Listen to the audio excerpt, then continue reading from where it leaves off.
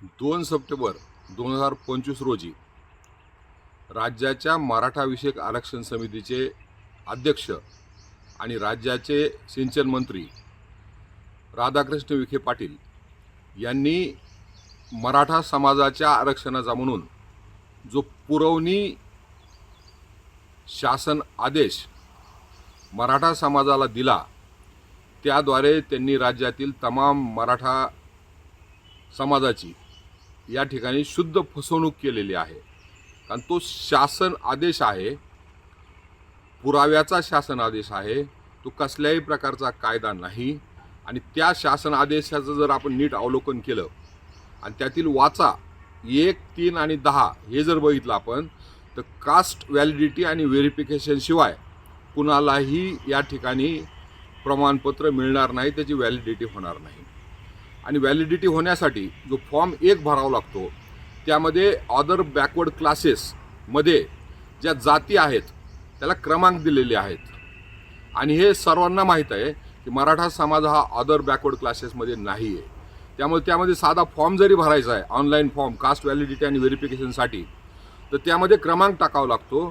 तर तो क्रमांक मराठा समाजाला नसल्यामुळं कुणीही मराठा समाजाचा व्यक्ती तरुण या ठिकाणी कास्ट व्हॅलिडिटी आणि व्हेरिफिकेशनसाठी साधा अर्जसुद्धा करू शकत नाही.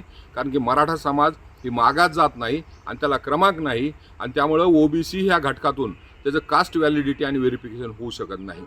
पण राधाकृष्ण विखे पाटील यांनी मराठा समाजाची शुद्ध फसवणूक केलेली आहे. पण माझी या ठिकाणी आपल्या माध्यमातून मागणी आहे की राधाकृष्ण विखे पाटील यांनी मराठा समाजाची फसवणूक केली म्हणून राज्यातील जनतेची माफी मागितली पाहिजे. आणि देवेंद्र फडणवीस यांनी जे काही त्यावर क्लेरिफिकेशन दिलं ते अतिशय योग्य क्लेरिफिकेशन आहे. रक्ताच्या नात्यामध्ये जर तुम्ही कुणबी असाल आणि कुणबी असलेच तुम्हाला पुरावे असतील तरच तुम्हाला सर्टिफिकेट मिळेल. आणि याला विसंगत मराठा समाजाची फसवणूक राधाकृष्ण विखे यांनी केलेली आहे. म्हणून देवेंद्र फडणवीस यांनी मराठा समाजाचा रोष अंगावर येऊ द्यायचा नसेल तर राधाकृष्ण विखे पाटील यांना मंत्रिमंडळातून हकालपट्टी केली पाहिजे. आणि होय, यामध्ये जरांगे पाटलाची काही फसवणूक झाली का तो जी आर देऊन, तर नाही. जरांगे पाटील आणि राधाकृष्ण पाटील यांनी मिळून तो ड्राफ्ट बनवला आणि केवळ विचारवंतासमोर, बुद्धिवंतासमोर त्याचं वाचन केल्यासारखं दाखवलं.